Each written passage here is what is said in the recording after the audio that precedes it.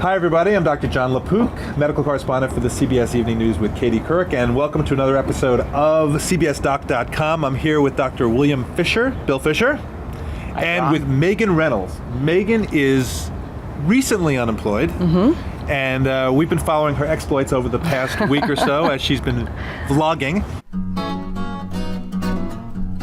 My name is Megan Reynolds, and I am a marketing associate, or I was as of about a month ago. Over the next few days, I'm going to be telling you about how I am dealing with, being unemployed and some of the stresses that come along with it. My meditation practice and my yoga practice, both of them have really helped me over the past few weeks deal with some of the stress and the anxiety that comes with being unemployed. The ups and downs of trying to look for a job, being out of work, and here we are at one of the most relaxing places in New York City, which is the Boathouse at Central Park. Why don't you tell me something about the last few months? What's been going on? Along with 6 other people, I got laid off. And how long ago was that? About 5 weeks now.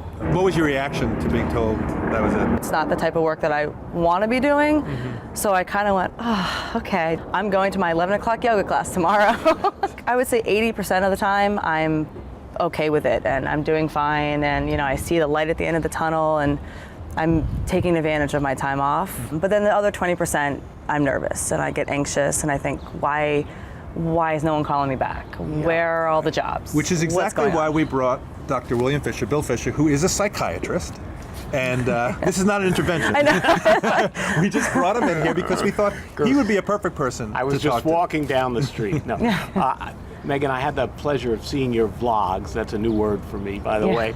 And so I couldn't help but noticing how up and down it is, that you get an interview, you get a call back, it's a good day, then all of a sudden it doesn't pan out and it's down. It's such a roller coaster. And Bill, right, isn't there a classic mouse experiment where if you want to drive a mouse crazy, you shock him unpredictably in ways over which he has no control, right? Yes, it's called learned helplessness, and it's as close as a rodent can get to being depressed. And that is really what makes stress difficult to tolerate, when you have no control. And that's what causes that anxiety. And you're doing a lot of things, though, I think, to cope with it that are helping you. You mentioned your yoga practice. That's an important part of coping. I've found that throughout my life, whether it was in grad school or other times that are just stressful in your life, when I'm doing yoga, I feel a lot more balanced and centered. Where does that fit in, Bill? Well, I think that's one of a number of techniques that's really important in terms of managing the stress. Another thing I noticed that you did was you took a little mini vacation. You went up to Boston for the weekend, which is another thing you can do for yourself. It seems to me that when you're out of work, your job is finding a job. And if you treat it as a job instead of a crisis, in other words, it's something you do a certain set number of hours in the day, and then you give yourself a break. Does that ring true for you? I mean, in terms of the routine?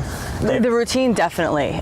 It's always funny how the more time you have on your hands, sometimes the less you do. Yeah. It's almost like those job sites can become this void where all of a sudden you look at your watch and you're thinking, I've spent 3 hours and I've seen the same 7 jobs basically over and over again. And just as you suggested, I've tried to do more of saying, okay, I'm getting up and I'm doing this, and then give myself 2 hours to look for a job, and then, meet with a friend, go to the gym. That's a great idea. And I always joke, and I've done this for years, that running's kind of like my psychiatrist or my psychologist. I feel like sometimes when things get overwhelming, I can just go out and go for a run, and within that half hour, it kind of just resolves it, It's like, what's happening physiologically, Bill? Physiologically, whenever you exercise strenuously, in addition to just enjoying the exertion, you're producing endorphins, which are bonding to your body's natural, what are called opiate receptors, and making you happier. When should they seek a professional?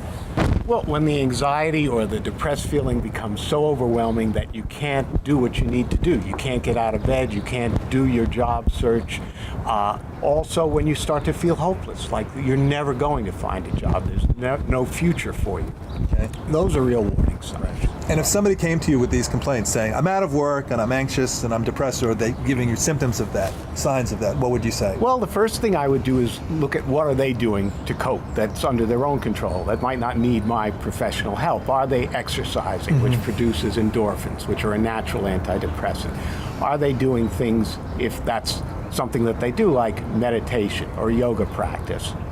Are they setting a routine for themselves so that looking for work becomes your job, and then you give yourself breaks and little vacations? If they're doing all that and they're still in that situation, you would consider either psychotherapy or antidepressants or both to help them get to the point where they can go back and really work at that job search. And of course, there are other techniques for relaxation that people can do, right? There's hypnosis, and transcendental meditation, yeah. Acupuncture.